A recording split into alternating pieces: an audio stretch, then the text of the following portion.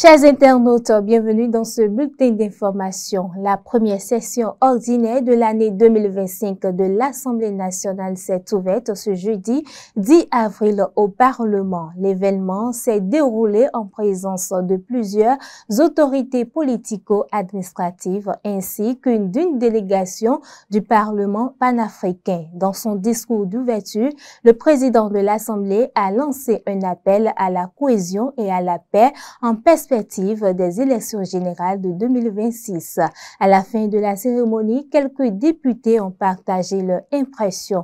Ils sont au micro de Mathieu Kolaoleboko et David Yémé. C'est la première session ordinaire de, disons, non budgétaire de la législature. C'est la dernière. C'est la dernière de la législature.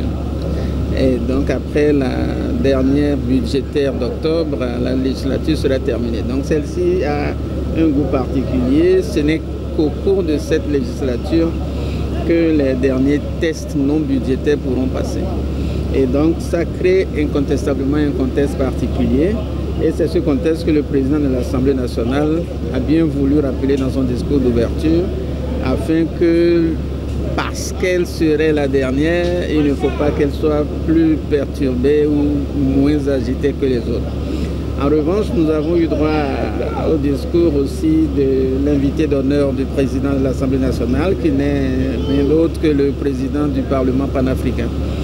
Et lui, il a beaucoup mis l'accent sur, bien évidemment, la vocation panafricaine de son institution, en rappelant la similarité qu'il y a entre les différents parlements du continent africain, en souhaitant que les députés fassent bien, si ce n'est encore mieux, leur travail, parce qu'ils estiment que c'était un discours militant, un discours engagé, qui, en tout point de vue, évidemment, pose des problèmes structurels. Et je pense qu'il a bien fait de le dire, même si certains comme moi ne l'auraient pas dit de la même manière. Avec l'intervention du président du Parlement panafricain, vous devez constater qu'il y a un engagement africain à la démocratie. Et la démocratie a été expliquée comme le tremplin effectif du développement. Et le rôle du parlementaire dans l'enracinement de la démocratie a été développé dans le discours du président du Parlement panafricain. Et vous n'êtes pas sans savoir qu'il a fait l'éloge de la démocratie béninoise. Il a tenu compte des informations qu'il a reçues sur Google, même sur le Bénin. En tant que pays démocratique, il a fait cas de cela. Et cela témoigne de la vivacité de la démocratie béninoise.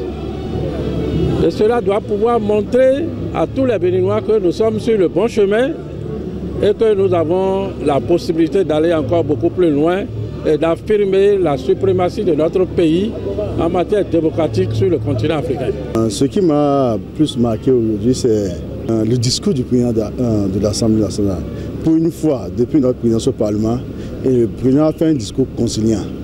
Il est en train de comprendre peut-être que l'enjeu de 2026 et juge que pour qu'on puisse aller, il faut qu'on puisse aller dans la paix pour pouvoir organiser des élections libres, transparentes, pour pouvoir ramener la paix comme lors de nos prochaines élections. Et aussi le discours du président du Parlement panafricain. Dans son discours, il a dit que ce qui crée plus de problèmes, c'est l'exclusion. Et que c'est vrai que le Bénin est reconnu comme un modèle de démocratie en Afrique et un peu partout dans le monde.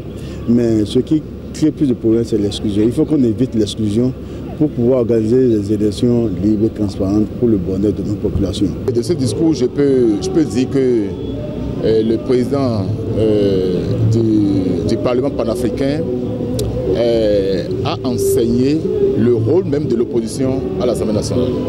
Puisqu'il dit dans son discours que l'opposition n'est pas là pour s'opposer à tout. On peut s'opposer à des choses, mais il y a des choses sur lesquelles on peut aussi s'accorder des violons pour pouvoir faire évoluer l'État. Parce que nous sommes là pour faire avancer l'État. il a abordé le point sur la démocratie. Et puis il a cité des exemples de certains pays tels que le Burkina Faso, la Mauritanie. Et puis on peut déjà retenir de ces exemples que lorsque les parlementaires échouent dans leur mission, c'est le peuple qui prend le devant des choses à travers des manifestations horribles et terribles même. Et il nous invite à ce que nous puissions rester permanemment à l'écoute du peuple qui nous a envoyés ici et que nous puissions quand même travailler véritablement pour que les gouvernants aussi puissent quand même avoir les outils nécessaires pour travailler, pour accomplir leur mission, notamment accomplir leur devoir. Apollinaire Avagnon, président du parti d'opposition Nouvelle Force Nationale, a été placé sous convocation à l'issue de sa comparution devant le procureur spécial de la Cour de répression des infractions économiques et du terrorisme Criette ce jeudi 10 avril 2025. Après 8 jours de garde à vue, le président du parti NFN a été entendu dans une procédure ouverte pour des faits présumés de harcèlement par voie électronique. D'une information à autre, mesdames et messieurs, chaque individu doit apprendre à gérer son stress en adoptant une méthode qui lui convient personnellement. Parmi ces méthodes, la méditation est vivement recommandée par Apollinaire Ossolio. Suivez ses conseils au micro de Faouzia Sefou et de Patrice Ayronton. Le stress, c'est cet état qui nous amène à perdre le contrôle de soi. Et à la limite, on ne s'appartient plus.